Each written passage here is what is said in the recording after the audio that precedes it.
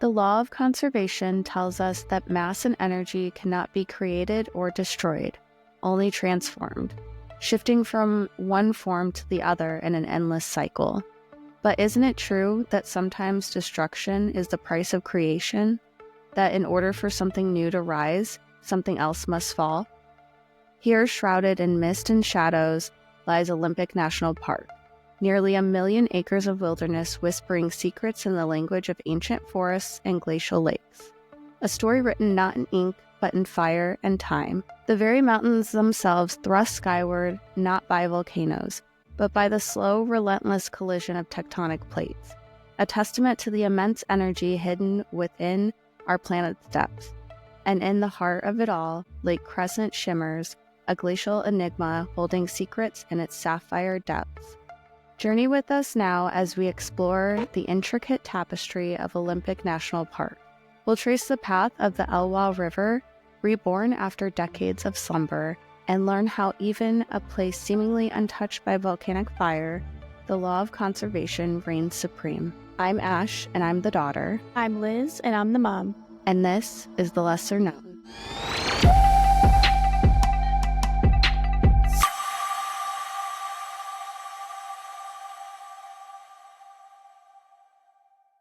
So our question of the day is, what's the biggest adrenaline rush you've had? Mine happened when I was 18 years old. I was on a motorcycle with my cousin, and it was just like a young, dumb thing that I would never do again. And I wouldn't recommend it to anyone. And every time I see a motorcycle going down the highway, I'm like, oh my God, please be careful because it's so freaking dangerous. But we were going down this, my cousin just got a new motorcycle, and we were going down this back road, and he did go down one way just to make sure there's no bumps or anything. And then he turned around and he's like, hang on. And he just gunned it. And we were going, at first I thought we were going 100, but then later I heard we were going 130. God. And it felt like we were going downhill on a roller coaster. And I will admit it was so exciting, and that adrenaline rush was like amazing, but I now feel dumb that, Yeah, but that's so scary. Whatever. It is scary. And I didn't know it was going to happen. And even like my tears were just like going down the side of my face because it was just like the wind was just, it was crazy, but it was exhilarating. Yeah, that's terrifying. Yeah, it was pretty scary. Anyway, don't recommend it. Kids, don't do that. My biggest adrenaline rush was when we went skydiving in Florida, because I feel like the buildup all the way there was really scary. And then you're facing out of the plane, just like waiting for, the guy to jump out. And it's like so terrifying just looking down, and then you jump. But after that, it was fine. Like once the parachute hit, it was fine. But for the first couple minutes, I felt like I couldn't breathe. Jealous. That is like my biggest FOMO, because we were all supposed to go that day. I know we've told the story, but we were all supposed to go, and a storm came in. So Ashley and Jeremy got to go, and then they came down, and then But you could have gone back and went. We could have, but it was like an hour and something away, and then we'd have to get Azaria and Josh, and they, it's like, well, they can go just like a whole thing. Well, it's too late now, so we lost our deposit. You'll go one day, I'm sure. So our national park in the news, I think this is pretty widespread now, but I hadn't heard about it until you said something. But there was that plane that went missing in Alaska, and they actually found it. Did you hear that? No, I didn't. I didn't hear the follow-up. Oh, okay. It was like kind of a smaller plane carrying 10 people. It went missing off the western coast of Alaska on Thursday because of poor weather conditions. And they lost contact like 40 minutes after being in flight. And they were only a few minutes from arriving at their place in Nome. And then in like more recent news, they said that they found it and it had crashed, and all of the people in there were said to have not survived. Shoot. Yeah, at first they said that they only found like half the people, but then I guess they found the rest, and so they were all dead. I know. But yeah, they were only 12 miles from there where they were supposed to go, which was Nome, Alaska. Yeah, there's been a lot of plane crashes lately, I feel like. A lot. Yeah, I don't know why. Like, I don't know what's going on. Anyway, I wanted to give a shout out to, well, a few people now. So I work at a wine bar, and there was this guy that came in, and his name was Colin, and his wife's name was Sarah. I didn't meet his wife, but they travel out of a van together, and they go like all over the world. And I was just talking to him, and I gave him, the podcast name, and he started following us. So I told him that we would give him a shout out. And I think it's really cool that he lives out of a camper van and, gets to travel and do all these things. Yeah, it's like your dream life. And then the owner of the wine bar, her dad's sister listens to our podcast. And yeah, I thought that was cool because they were, because they were sitting at the wine bar and they were having drinks and stuff. And she goes, "Oh, you're the one with the podcast." And I was like, "Oh, you listen?" And she's like, "Yeah, I'm going to Everglades." Her name is Karen. And she's like, "I'm going to Everglades." So I was listening to your Everglades episode. And then we're going to Shenandoah. So I was listening to that episode. I'm like, that's that's so cool. Yeah, that made my day. Well, thanks, Colin and Karen and Sarah. Yeah, so thanks for listening, and thanks for making us feel really good about the podcast. It does encourage us to make more. So thank you guys. Today we're going to be talking about Olympic National Park, which is located in the Pacific Northwest on the Olympic Peninsula in Washington State. The park encompasses 922,650 acres, which is bigger than the state of Rhode Island, and receives approximately 3.2 million visitors a year. On average, there's about 32 deaths a year, with the most common cause of death being natural causes, which I'm not sure if I believe that statistic, because I really do think it's drowning, just because there's like a lot of water there, and I don't know. It just doesn't seem like natural causes. Unless drowning is natural. Probably not, though, right? No, because they have a whole section for drowning. So the Olympic Mountains were first sighted by Europeans in August of 1774 by a Spanish explorer named Juan Perez. 14 years later, British sea captain John Meares spotted the same peak and commented that this new land seemed suitable for the gods, thus naming it Mount Olympus. So that's where Mount Olympus got its name. And John Muir. Different one. Oh, really? Yeah. This is Meares, but John Muir did explore. But yeah, I thought the same thing when I was listening, and then I saw that the spelling was different. So I'm like, oh. It's funny. Yeah. At 7,965 feet, Mount Olympus is the tallest and most prominent mountain in the Olympic Mountains of Western Washington State. In the park, you'll also find 6 different types of ecosystems. These include a coastal forest, which is about 60 to 70 miles long, and it's a stretch of evergreens along the coastline, a lowland forest that's filled with dense moss-covered trees, a mountain forest where thick woodlands begin to thin out as the elevation rises, leading to what's called a subalpine forest. And then that's the 4th ecosystem also. The subalpine forest is high meadows full of small trees that can withstand the elevation change. There is also an alpine forest that's essentially covered with snow and colder than the rest of the ecosystems. And finally, a temperate rainforest, which is one of the rarest ecosystems in the world and the only one we have in the U.S. This is where towering trees and thick ferns thrive under constant rainfall. I didn't know we had any rainforests in the United States. I thought it was all South America. And yeah, and a temperate, or however you say it, is like really, really rainy. So, you've seen Twilight, right? Mm-hmm. You know how it like rained there all the time? Yes. And it was like forested? That was the inspiration. Olympic was the inspiration, Olympic Forest. Well, I had that in my notes to talk about it because I was looking at Olympic on a map, and it's right by Forks. And do you remember on Twilight, they lived in Forks? Mm-hmm. Yeah.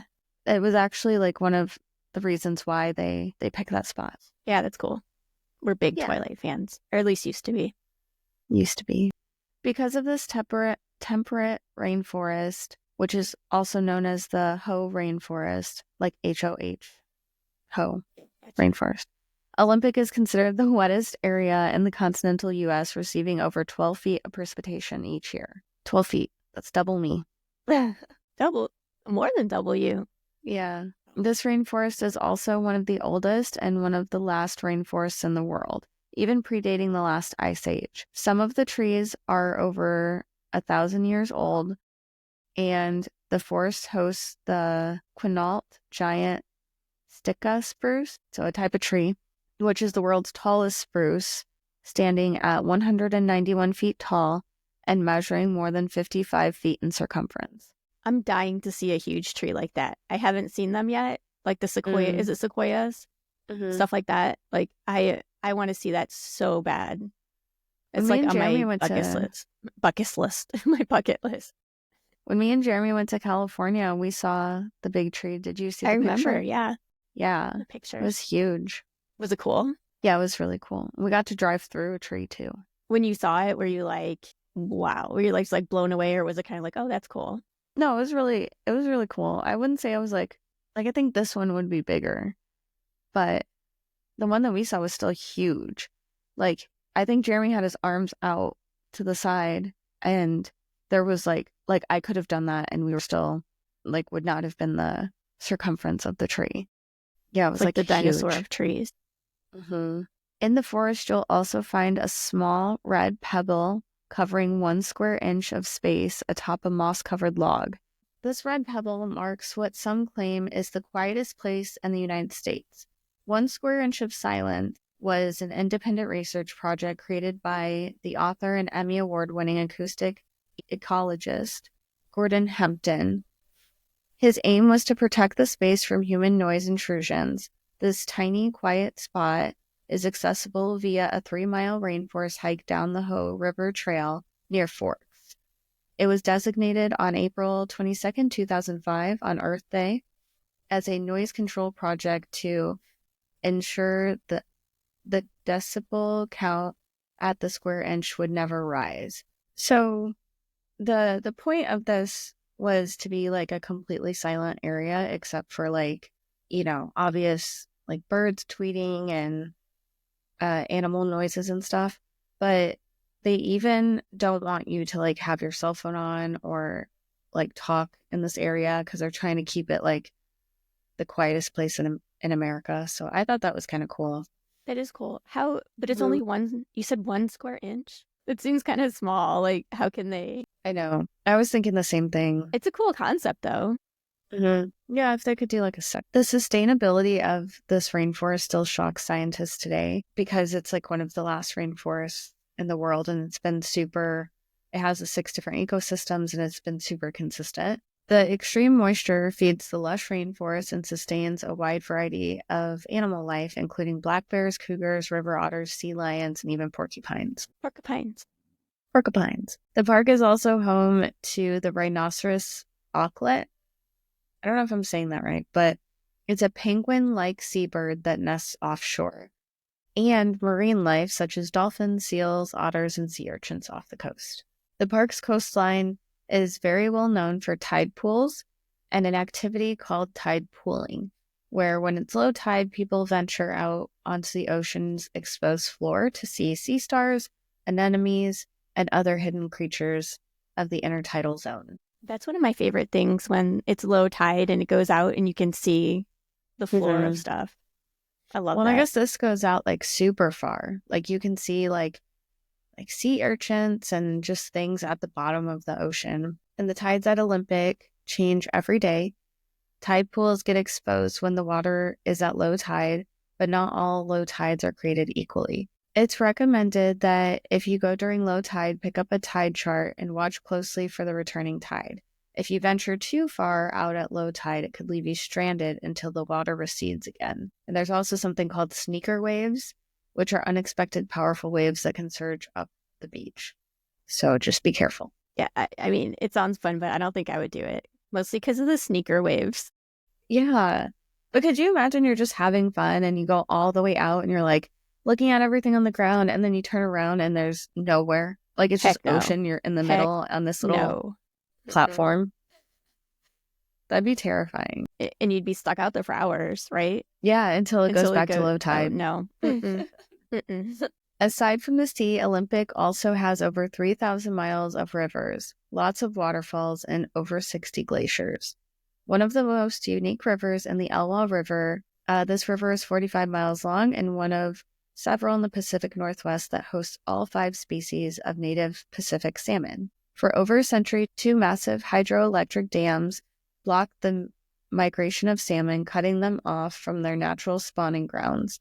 Before the dams, 400,000 adult salmon return yearly to spawn in the 70 miles of river habitat at Elwha. Prior to the dam removal, fewer than 4,000 salmon returned each year in only 4.9 miles of the habitat below the lower dam. So they had like a really big chunk taken away. That's huge. Yeah. The National Park Service removed the 2 dams as part of a $325 million project called the Elwha Ecosystem Restoration Project. Dam removal work began in September 2011 and was completed in August of 2014. The 210-foot Glines Canyon Dam is the tallest dam ever removed in the world. The removal restored over 70 miles of river for the salmon to return. To help track the progress of the salmon returning, something called the Adopt a Fish project was created. So you're able to pay to adopt a fish where you can use radio transmitters to monitor the movements of your fish. Cute. I thought that was cute too. I love that. Yeah. Have you ever seen those migration patterns of sharks and whales? Like where you could do the adopt a whatever. It's kind of like what you're talking about. And it tracks the sharks and whales. I bet that's the same thing. And it's so cool. You can see like their pattern, like how they go. That would be cool. Also, a weird fact. I don't know if you know this, but some species of salmon actually die after spawning. I thought I heard that. Wonder where the transmitter goes that's like in them. You know what I mean? When they die. Like, maybe it just dropped off right there. I wonder, what if a salmon got eaten by a bear and the transmitter was on it? Oh. And then you just, right? I'm like just now thinking of these things. Oh, yeah. And then it would be like in the bear, but it would probably pass through the bear. You know what I'm saying? Yeah, eventually. You know what I'm saying. But then, yeah. But then like the bear runs off. So you're like, why is my salmon jumping out of the river to go? Yeah. Why is my salmon in the woods? Away. I guess then you know. We should try it in the sea, like where our salmon goes. Yeah, that'd be fun. Do you know how much it costs? No, I don't know how much it costs. It probably is not that much. Because I don't think, do salmon live long? I don't think so. Olympic National Park isn't just a stunning landscape. It's also a prime example of the immense forces that shape the Pacific Northwest. And to understand that, we need to zoom out and talk about something much bigger called the Pacific Ring of Fire. The Pacific Ring of Fire is a horseshoe-shaped belt of volcanic and seismic activity around the Pacific Ocean. Seismic? I always say that. Seismic activity surrounding the Pacific Ocean. It stretches from the west coasts of North and South America, across the Aleutian Islands in Alaska, down through Japan, the Philippines, and all the way to New Zealand. It's called the Ring of Fire because it's home to about 75% of the world's active volcanoes and experiences around 90% of the world's earthquakes.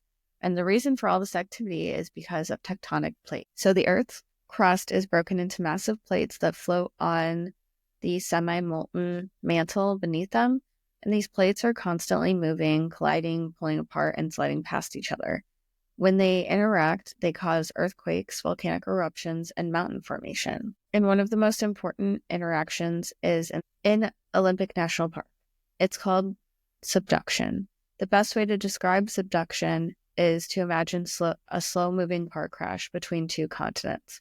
But instead of the metal crumbling, it's one giant piece of the Earth's crust diving beneath one another. So the Juan de Fuca plate is a small tectonic plate that sits just off the Pacific Northwest coast, and it's being forced or subducted under the North American plate at a rate of about 1.6 inches per year. And that might not sound like much, but over thousands of years, it builds up enormous pressure.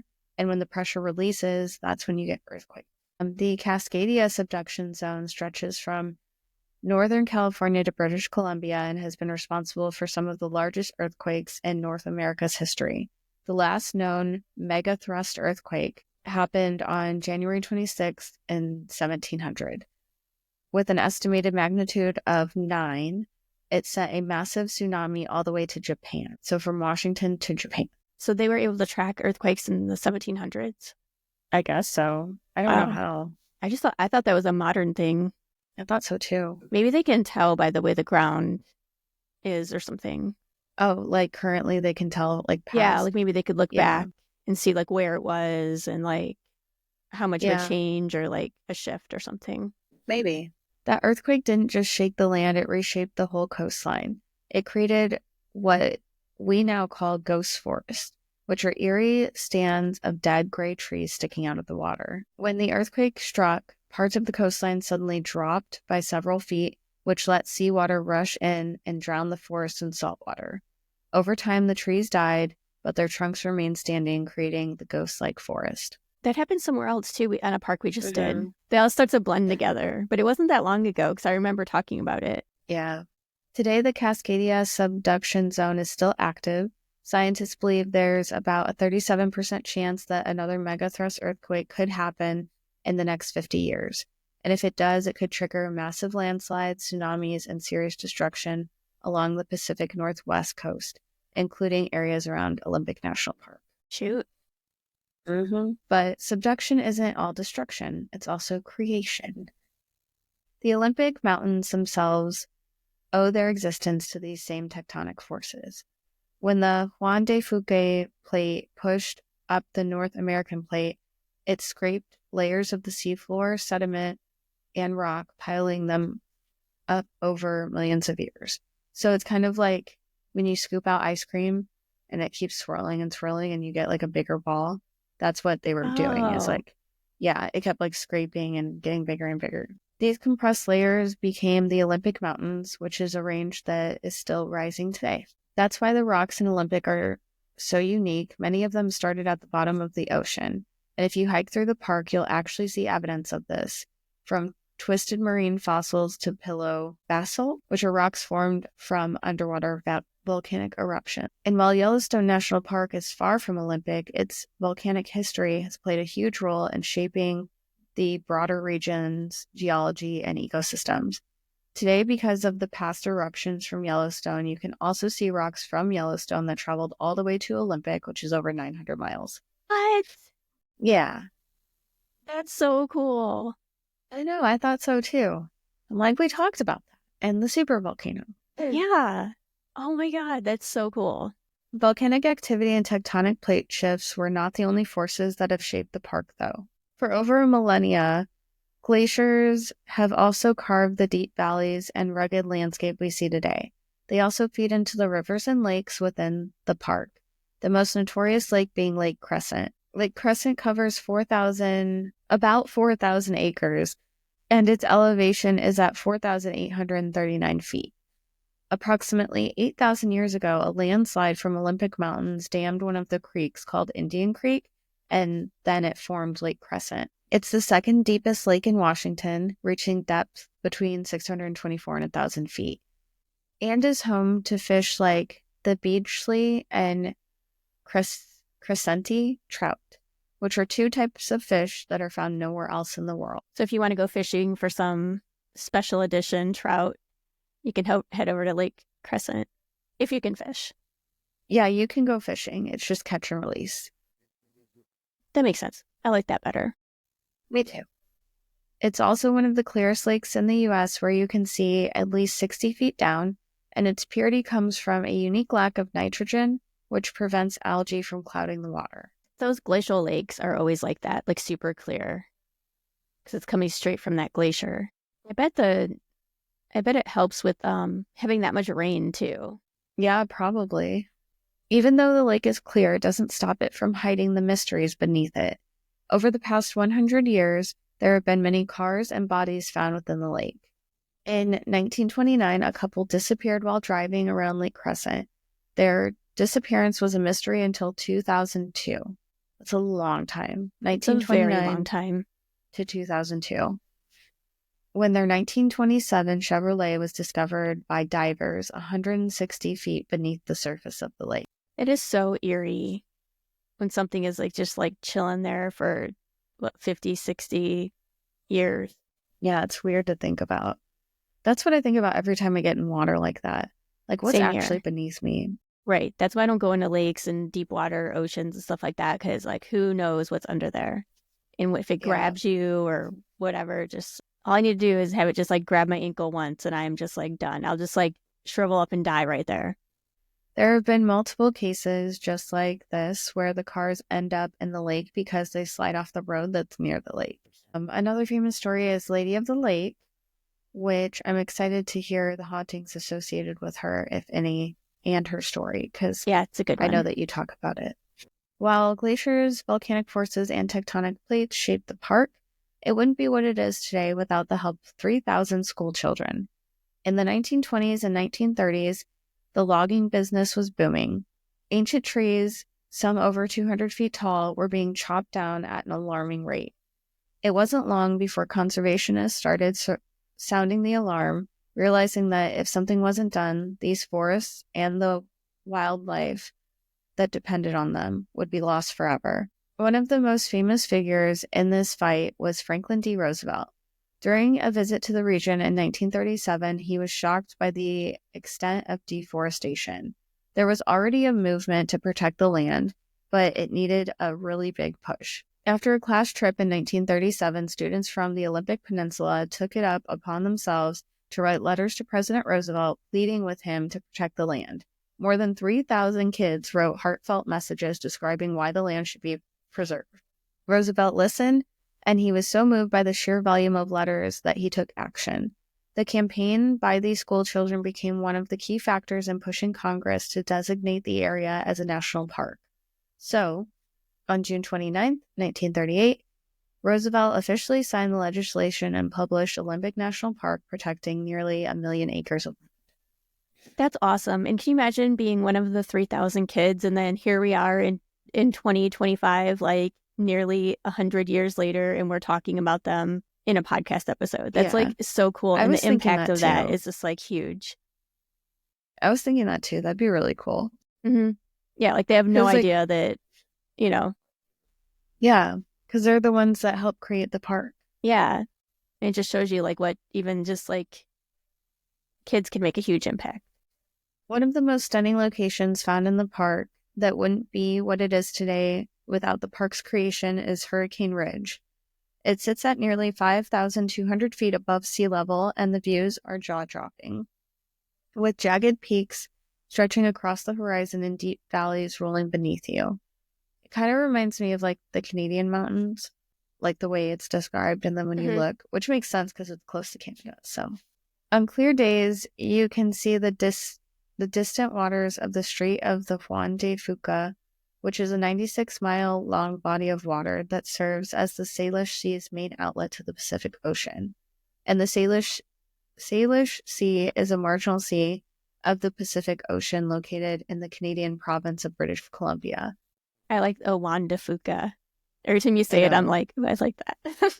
I know, I like the name too. Even though the daytime views are breathtaking, the real reason to visit the ridge is after sunset.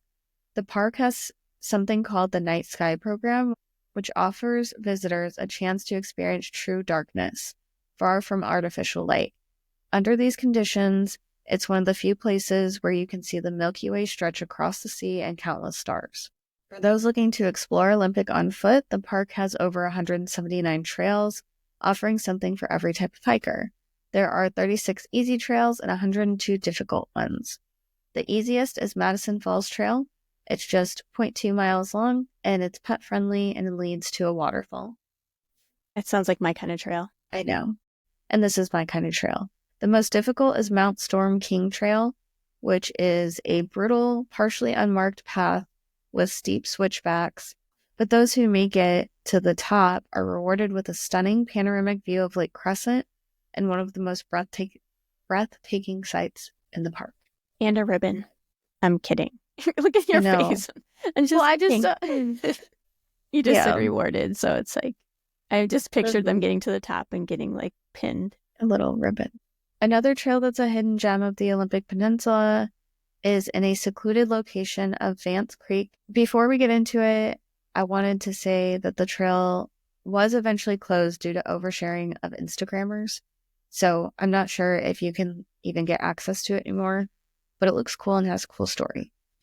It was built during the Great Depression. The bridge towers a lofty 347 feet over Vance Creek, making it the second tallest railway bridge in the U.S.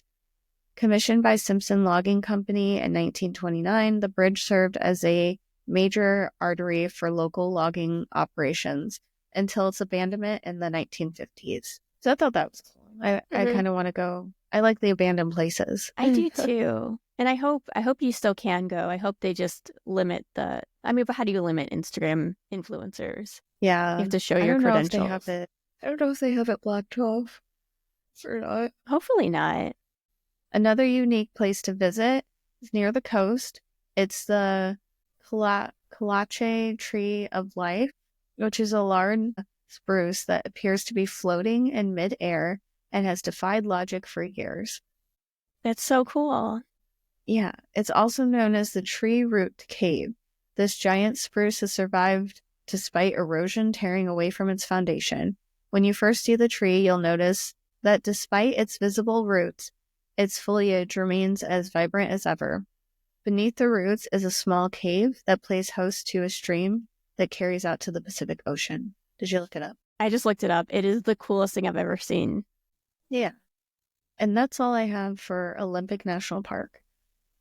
Love I have it. some missing people, but I think if we should just keep trying to do that in a separate episode. I think so too. I kind of said that at the end of mine too. And I think that's the way to do it. Remember in the beginning, we were talking about doing missing people for all the parks. But yeah. I think we should do it the way we're doing it right now, where we do a missing people per park. But yeah. That's really good. I guess I didn't know about that all that stuff was still going on, that sublimation, if that's what you called it. Subduction. Yeah. Yeah. I think I guess I thought it was fully formed. I didn't realize it's still being created constantly. Yeah, it's really cool. I didn't know that either, or the stuff about Yellowstone, how the rocks. Yeah, that was really come cool. that far. Yeah. And the super clear glacial lake. I like that when you can see super deep into a lake. That's so cool. Okay, so I guess we'll do the haunted or the paranormal side of Olympic for the next episode, which I think we're doing that same day, right? Yeah, we're gonna do it today, but you guys will hear it next week. So thanks for joining this week, and we'll see you again next week. Okay, see you guys next week. Bye. Okay, bye.